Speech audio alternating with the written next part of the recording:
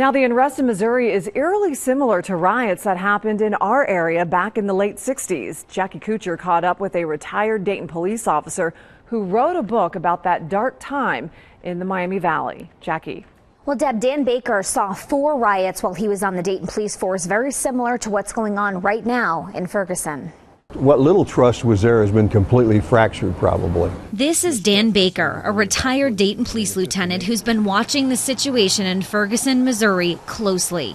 He was a rookie back in 1966 when a race riot started in Dayton, forcing city leaders to call in the National Guard.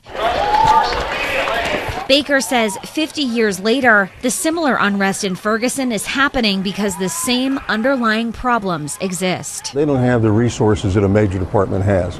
But that really doesn't excuse any police department for not maintaining good relations with the community. And if you don't have those safety valves in place, when something really bad happens, then it seems that it can only go one way, and that is pretty bad, as it's going there right now. Baker saw 4 riots as a Dayton officer in the late 1960s and wrote a book about them titled Blood in the Streets: Riots, Racism, and Murders in the Heartland of America.